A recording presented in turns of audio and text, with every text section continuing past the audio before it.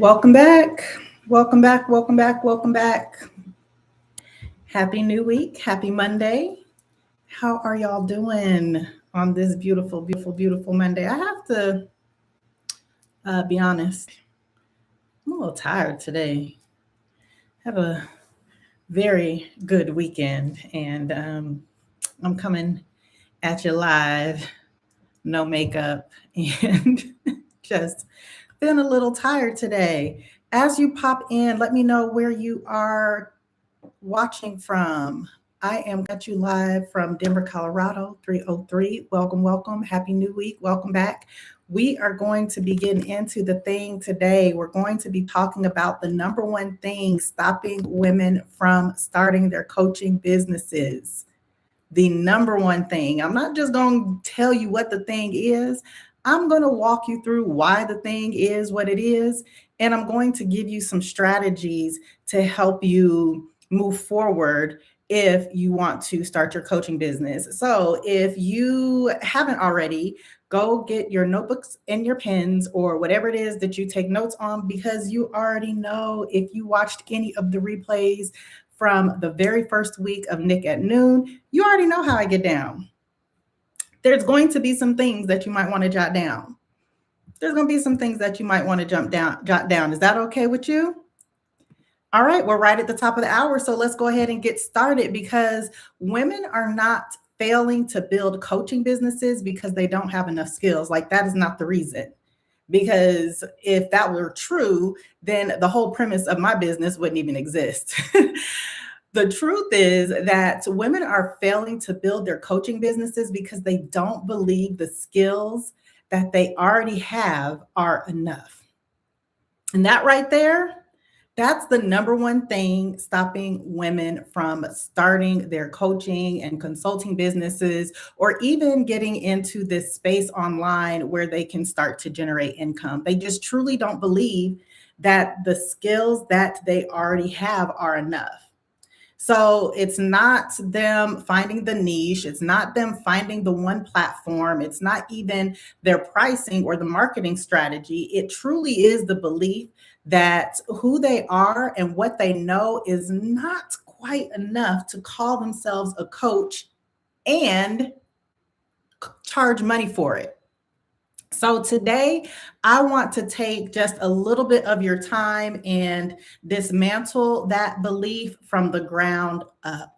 So welcome back to Nick at Noon. My name is Nick Scott, and I help professional women use their existing skills to build sustainable online businesses without quitting their 9 to 5, and without the hustle, without the burnout, and without overwhelm. And today is Monday.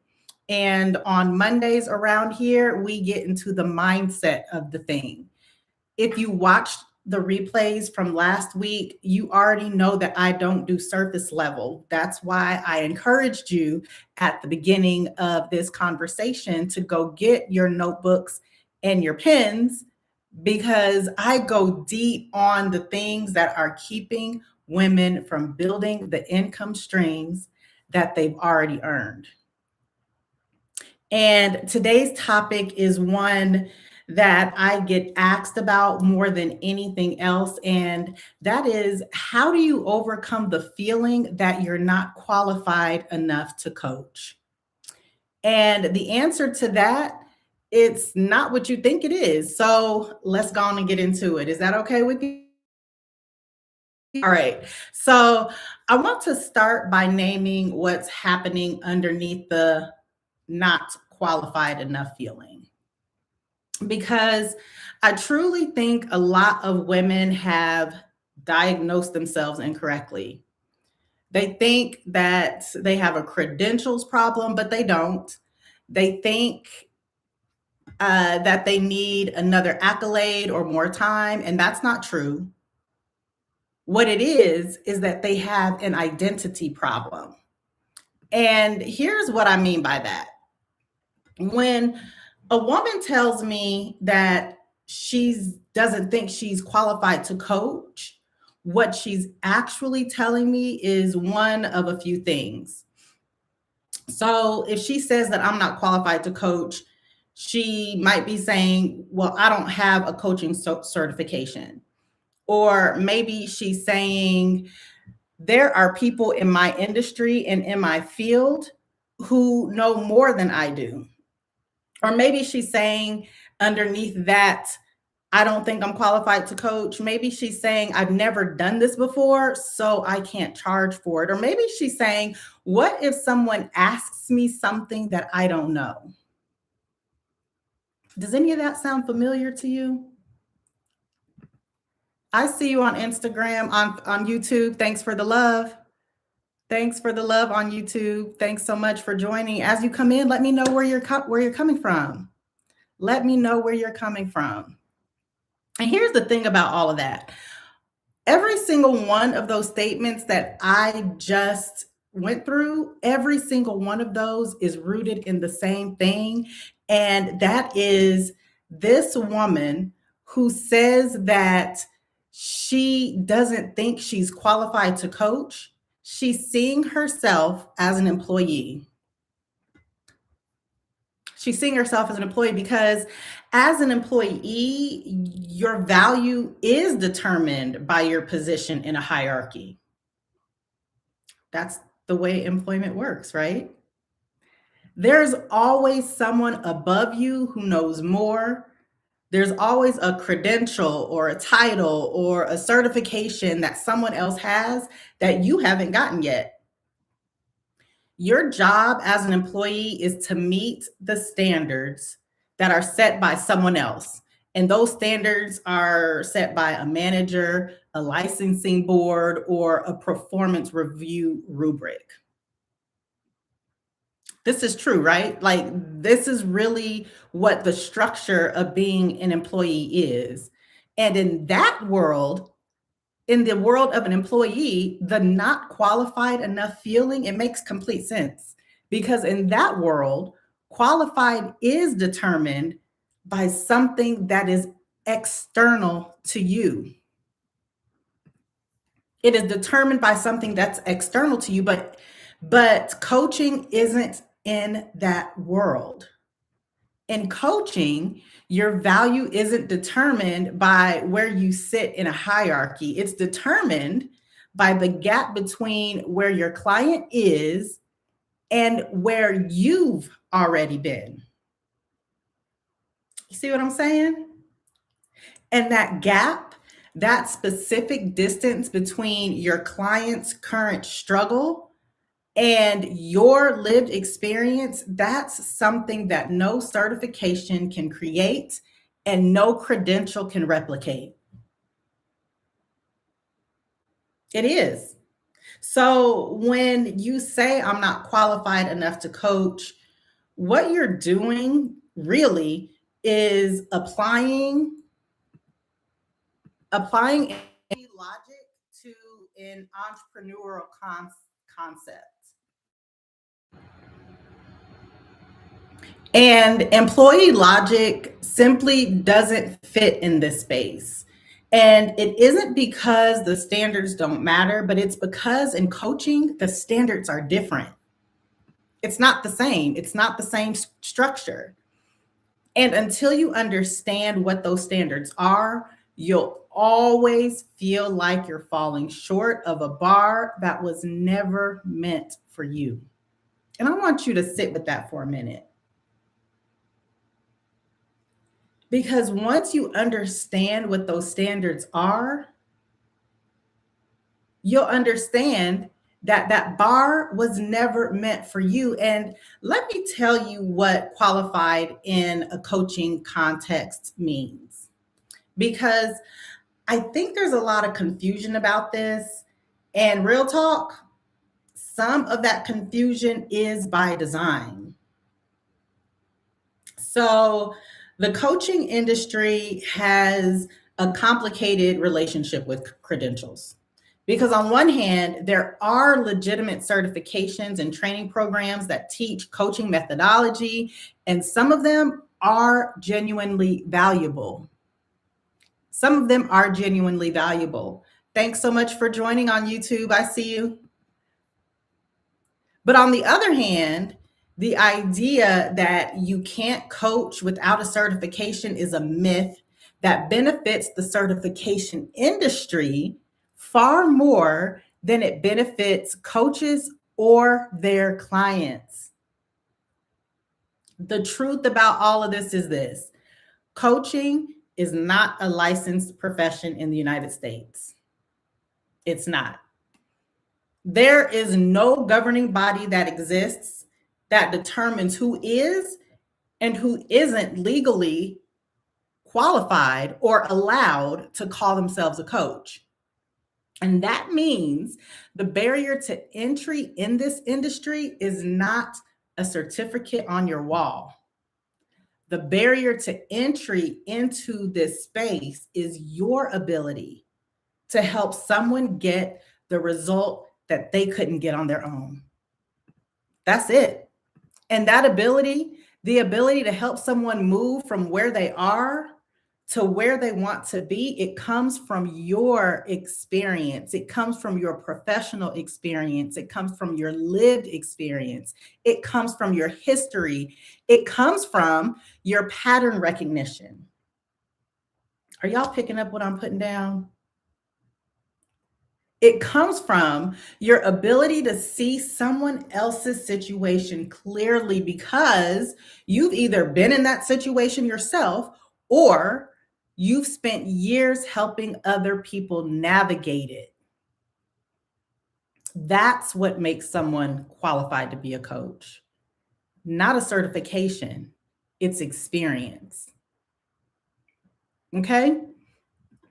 Now, I want to be clear about something before someone in the comments starts coming for me, because I'm not saying that certifications have no value. I'm not saying that at all. And if you want to get certified, by all means, go get certified. If a specific certification will help you serve your clients better or it will help you reach a specific market, go get it. Go get your certification.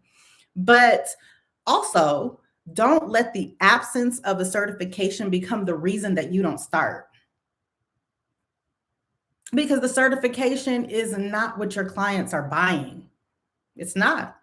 Your clients will be buying your results. They're going to be buying your judgment. They're going to be buying your ability to see what they can't see about themselves. And the fact is, I hesitated because, I really want this to sit and I want this to land and I want this to stick with you, because the fact is, you have everything you need right now. And I want to give you a concrete example about what I mean. I want to give you a concrete example of what qualified looks like in practice. So here's one example. If you're a nurse and you have 15 years of experience in patient advocacy and you want to coach other nurses how to navigate difficult conversations with doctors and administrators, you're qualified. You are qualified to do that. You're qualified to coach. And it's not because you have a coaching certification. It's because you have 15 years of evidence that you know how to do the thing your clients are trying to learn. Does that make sense? So here's another example. If you're a teacher with 20 years in the classroom and you want to coach other educators on how to manage burnout and build boundaries in a profession that literally eats people alive, shout out to all the teachers in the building, because y'all the real MVPs. But you're qualified. If you spend 20 years in the classroom, you are qualified. And it isn't because someone gave you another credential or a degree or a certificate. It's because you've already lived the problem. You've solved it for yourself. And you've watched the patterns repeat in every colleague around you. Again, shout out to the teachers in the building. But that's the qualification. And that's what your clients are paying you for. They're paying you for that transformation. Welcome, welcome, welcome on YouTube. Thanks so much for joining. So the question was never whether you have the credentials. The question has always been whether you have the experience. And if you've spent any significant time in your profession, whatever it is, the answer is yes. So then I guess the next question is, if the credentials aren't the problem, then what is? And the answer is the real work is the identity shift. If you are under the sound of my voice right now, somebody drop that in the chat. The real work is the identity shift. The real work is the identity shift. And the real work is in moving from an employee mindset to an expert. That is not a strategic exercise, y'all. It's a psychological one. And it's the hardest part of building a coaching business. And this is the part that nobody talks about for real. That identity shift, because you can have your niche, you can build your offer, you can even set up your website and write and publish a bunch of content, and you can even launch a program. You can do all of that and still feel like a fraud, still feel like an imposter every time somebody calls you a coach. Because the external work, it does not automatically produce the internal shifts. Come on, somebody. And this isn't just in coaching. This right here, what I'm talking about, this is a life skill, y'all. That external work, it does not automatically produce the internal shift. Your identity has to change. It has to. And let me explain to you what I mean by identity. Your identity, in the context of what I'm talking about, is the story that you tell yourself about who you are. Your identity, it shapes what you believe you're allowed to do. Your identity, it shapes what you believe you're allowed to charge. It shapes what you believe you're allowed to claim for yourself. And for most women, that story has been written by their career. Your identity has been, I'm a nurse, I'm a teacher, I'm a project manager, or I'm a marketing director. And those are identities that are built inside of institutions.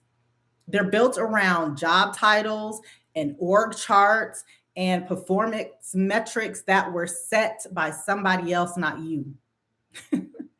and here's the thing, when you decide to start a coaching business, you're literally asking yourself to take on a new identity. You're asking yourself to take on a new identity. That identity isn't, I'm a nurse, I'm a teacher, I'm a project manager, I'm a marketing director. That identity is now, I'm an expert. Your new identity, I am an expert. I am a coach. I am someone whose knowledge is worth paying for. And that identity, y'all, it doesn't automatically replace the old one just because you decided to start a business. Your new identity, that you're an expert, you're a coach, and you are someone whose knowledge and skills are worth paying for, that identity has to be built. It has to be built deliberately. It has to be built intentionally, and it has to be built over time. And it's through actions that reinforce that new identity. So here's what those actions might look like in practice. The identity shift from employee to expert starts happening when you begin claiming what you know, not when you feel ready to claim it. When you literally claim it, y'all. The identity shift happens when you write a post that says, here's what 15 years in healthcare taught me about managing overwhelm, instead of waiting until you have a coaching certification to say it. The identity shift happens when you show up on a live stream, like I'm doing right now today, and you teach from your experience instead of prefacing every sentence with, I'm not an expert, but. The shift happens when you name your price for a coaching session and you hold it and you stand firm on it, 10 toes down, instead of immediately offering a discount because you're afraid that somebody says no.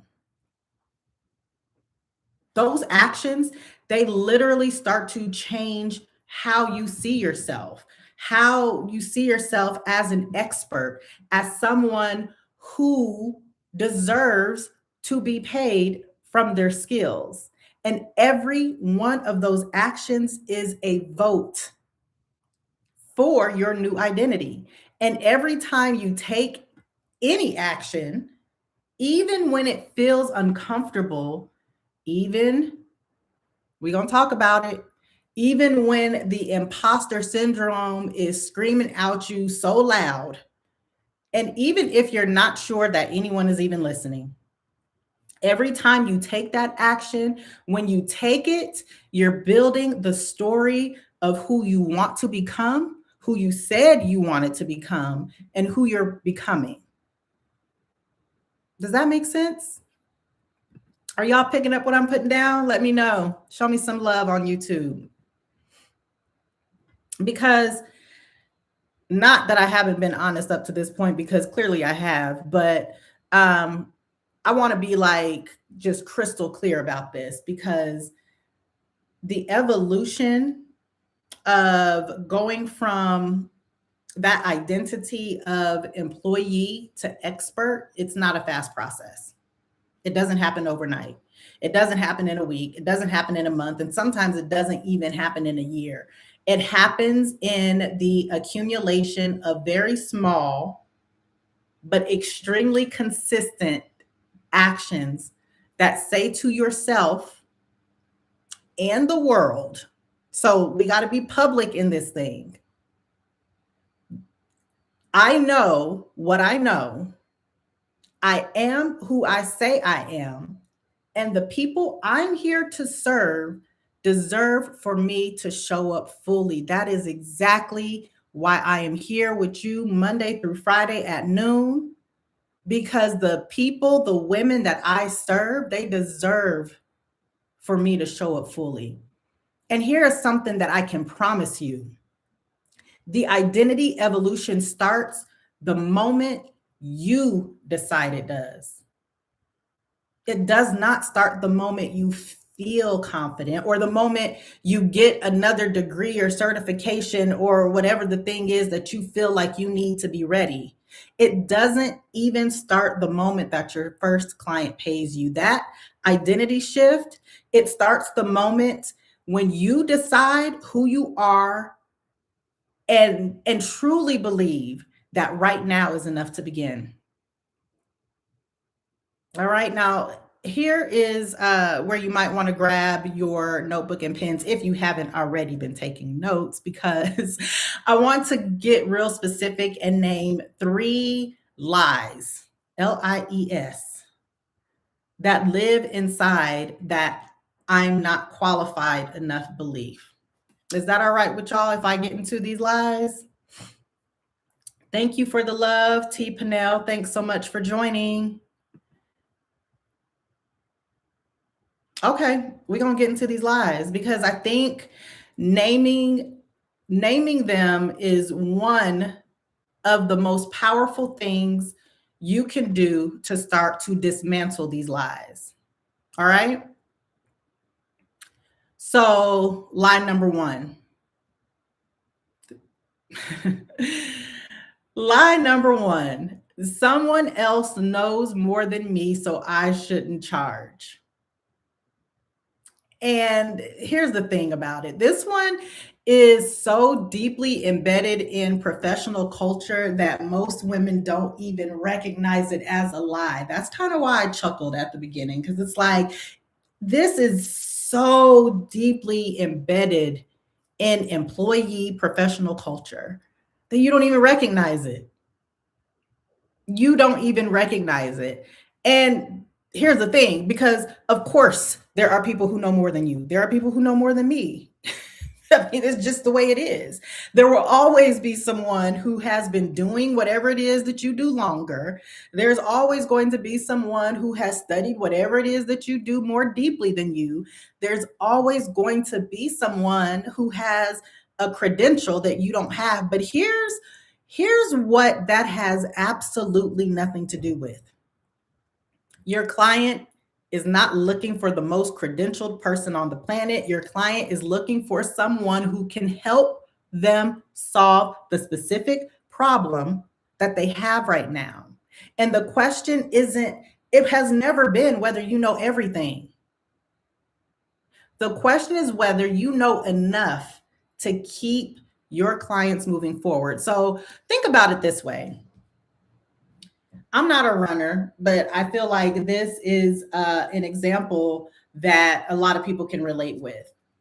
And that is, you don't need to have run a marathon to help a first time 5K runner train, right? So a marathon is what, 26.2 miles?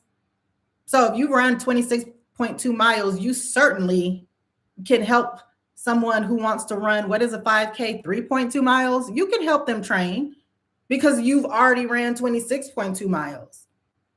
You don't need to have a Michelin star to teach somebody how to cook a weeknight dinner for your family. You don't need to know everything about your field to help someone who's 10 steps behind where you are right now. You just need to know enough to bridge the gap between where they are and where you've already been. And you already know enough to build that bridge. You already know enough to close that gap. So that's the first lie, y'all. That first lie is a big one, like I said, because it's something that is so deeply embedded in the culture, we don't even see it. Are y'all ready for the second lie? So the second lie is, I need to have it all figured out before I start. Lies. Lies, lies, lies. And here's the thing about this one is it's extremely dangerous because it sounds like you're being responsible. It sounds like you're being careful. It sounds like you're protecting your future clients from receiving anything less than your best. And if you are a high achieving woman like I am, if you can find yourself falling into perfectionism like I do, if you're an overthinker like I am, this one is extremely dangerous because it sounds responsible. But I'm going to tell you what it's really doing.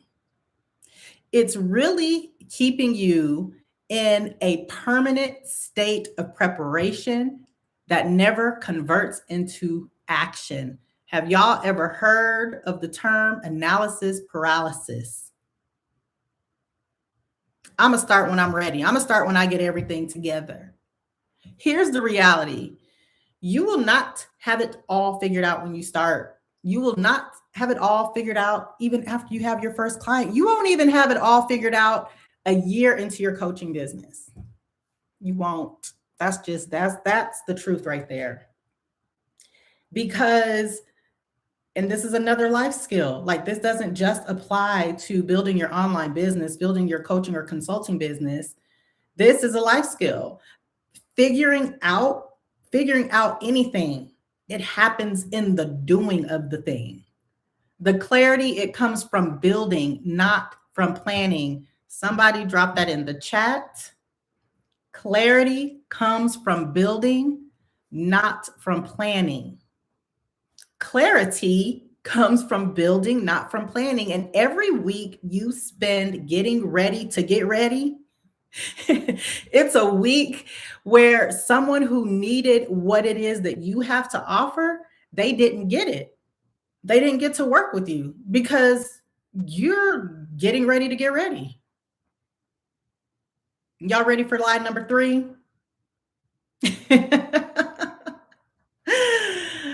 I hope y'all ready for lie number 3. Lie number 3 is, if it comes naturally to me, it can't be valuable. If it comes, think about the things that you naturally do. Oftentimes we don't even think about them because they're so natural. It's just like second nature, right? And this one right here, this lie, if it comes naturally to me, it can't be valuable. It breaks my heart a little bit every time I hear it because it is so backwards. It is so backwards because the truth is the things that come naturally to you, the things you do without thinking, the problems you solve without effort, the questions you answer literally on autopilot, they're not less valuable because they come easily. They're more valuable because it comes easily. Because they represent years of accumulated experience that have become second nature to you. So that fluency that you have, that ease that you move through, the automatic competence, that's what your clients are going to be paying you for. They're paying for the version of you that has already done the hard work so that they don't have to start from scratch. You've already lived it. You've already done it. It's easy to you. It's on autopilot. It's second nature to you.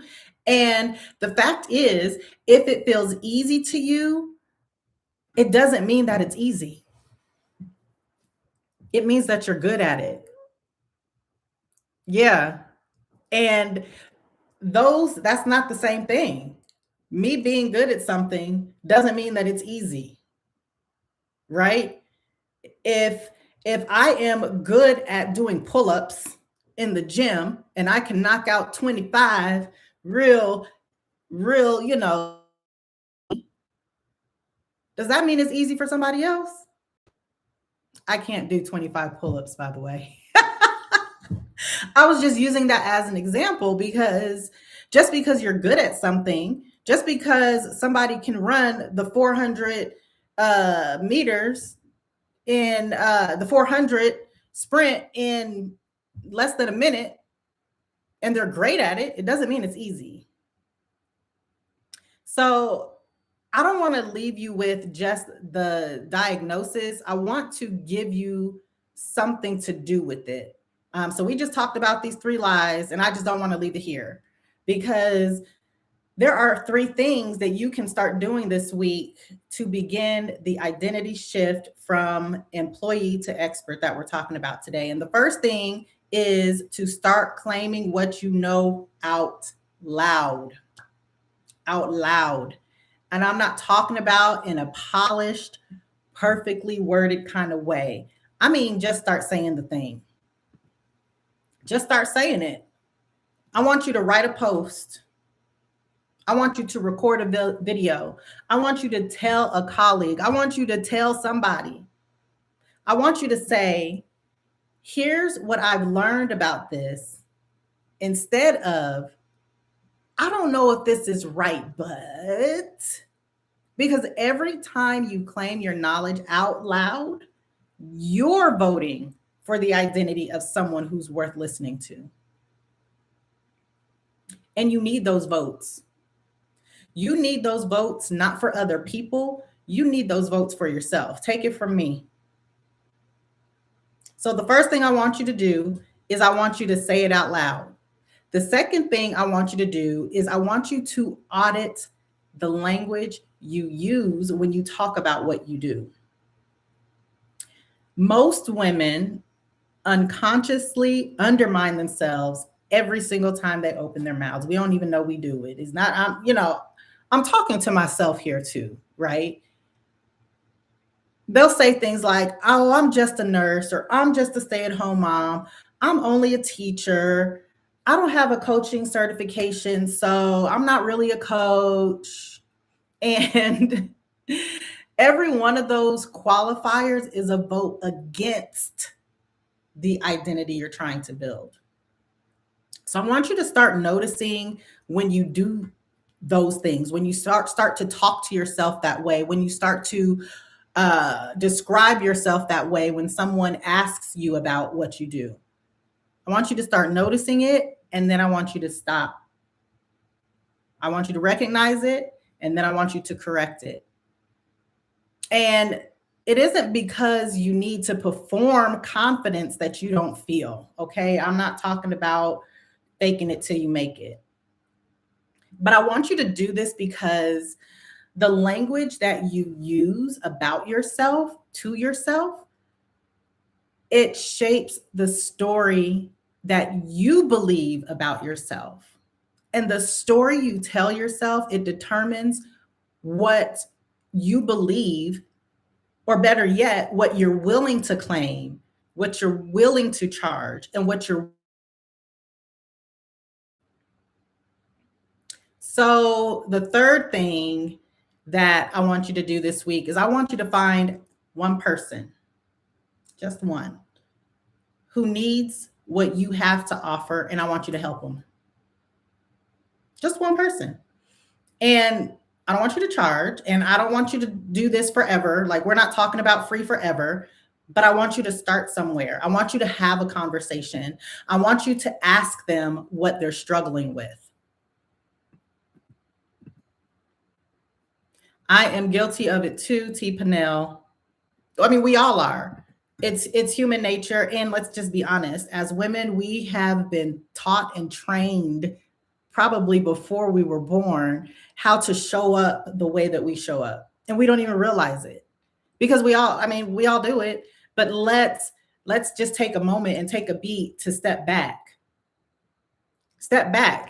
change our mindset, change our focus, walk in the power that we own. Somebody says I do it often and don't realize I'm downplaying the importance of my role, but I get offended when other people do it. Yes. Not realizing that I literally downplay myself. Amen. Yep. I'm just a housewife. I'm just a military spouse. Let me tell you, that right there is a whole business in itself. That right there is a whole business in itself. I'm just a housewife. I'm just a military spouse. That's a whole business in itself. So yes, we all do it because that's what we're conditioned and trained to do. We've always done it. We feel like the thing that we do, it's not that important. And I can get deeper into it and just talk about how it exists within this patriarchal society and this patriarchal institution that we live in. And maybe that's why we do it. I don't know. I don't want to get too deep. I didn't got deep, but I don't want to get too deep into it. You know what I'm saying? Because that third thing that I want you to do, I want you to talk to somebody. I want you to ask them what they're struggling with. I want you to listen to what happens when you bring your full experience to that conversation. Because here's the thing that I want you to notice. The moment you're in a real conversation with someone who needs what you know, the am I qualified enough question gets very, very, very quiet. And I would bet there are people, I'm going to talk to T. Pinnell for a second since she's in the chat. There are people who ask you all the time, how do you do what you do? How is it that you've lived all over the world and you've kept your family together? People are asking you questions about this all the time. The thing that I want you to remember about these three lies is that the need in front of you becomes louder than the doubt inside of you when you start to take those actions. And that is the beginning of the identity shift. So I've been talking about it all last week. I'm going to continue to talk about it this week. And that is applications for Ignite close on March 23rd. And I want to speak directly to the woman who's been sitting with the not qualified enough feeling as a reason not to apply to my program. Because Ignite is not a program for women who have it all figured out. Ignite is not a program for coaches who have it all figured out. It is a program for women who are ready to stop letting the not qualified enough story run their lives. So let me give you just a little bit of context about what it's going to look like if you enroll in this program. So we spend the first part of the program doing exactly what we talked about today. And that is dismantling the employee mindset and building the identity of someone who knows her skills are worth paying for.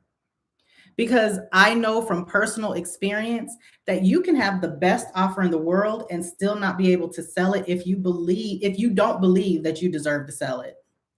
So we start there, we start with mindset, we start with belief, and then we build everything else on top of it. We build your niche, we build your offer, we build your positioning. I help you get your first clients. I help you price your offer at what it needs to be out the gate, so you're not leaving money on the table. And all of everything that I do in Ignite is grounded in the thing that makes it sustainable, which is knowing at the cellular level, this is scientific, y'all, that what you have is enough.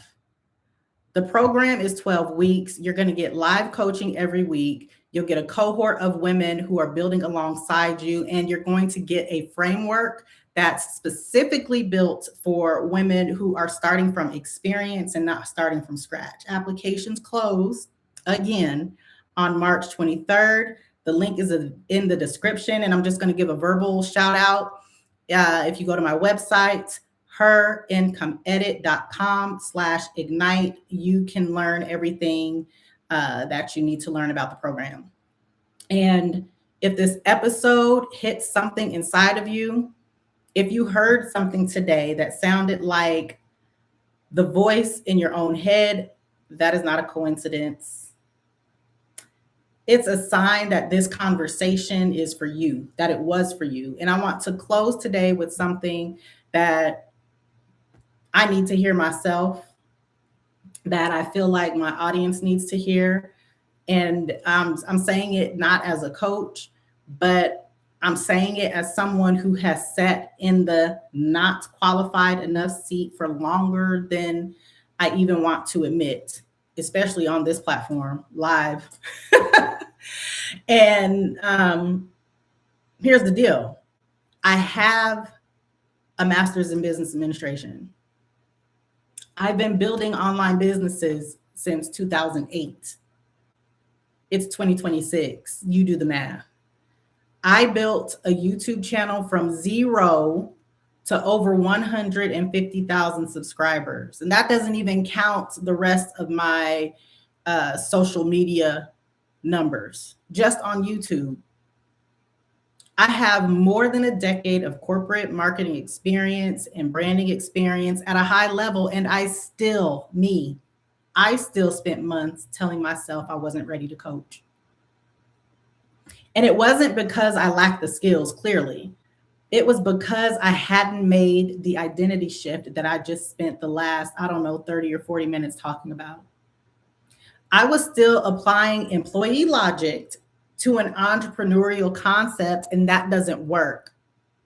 I was waiting for something external to tell me I was allowed, to tell me that I had permission to move into this space. And here's the thing. Nothing external ever told me that I was allowed. Nothing external ever tells you you're allowed. You have to decide that. I had to decide that. I had to give myself permission. And then what happens once you decided, Once you give yourself permission, and then you start to build evidence through the actions that follow that decision, something changes. Something changes. Hello, hello, Mila Musings. let's get fired up. I was a cheerleader in high school. Yes, thank you, Mila, for hopping on. I appreciate that. Let's get fired up. That's what I'm. That 2026 is not the year of start and stop. 2026 is the year for us to get it. Do y'all see what's happening in the world? Do y'all see what's happening in this world? This is not a year for us to be bystanders. This is the year for us to start to take action and to create spaces, not just for ourselves, but for our families. I'm so passionate about this. Y'all, if you can't hear it in my voice and feel it through the screen, I'm so passionate about this because I have lived it. I'm doing it. And I have my own legacy that I'm trying to leave. And women, we deserve to have options.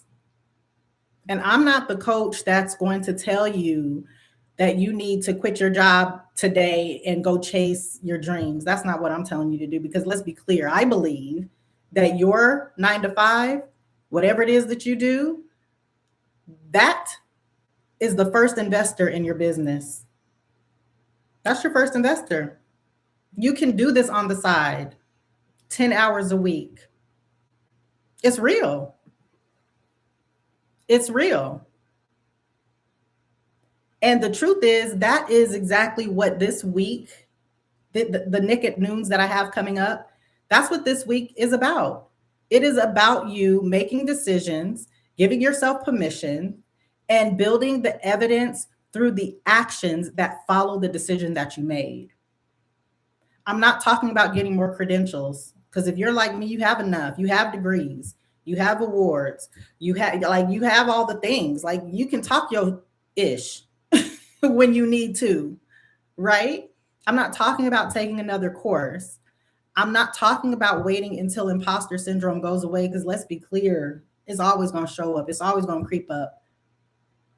But how we respond and react to it, that's the part that matters.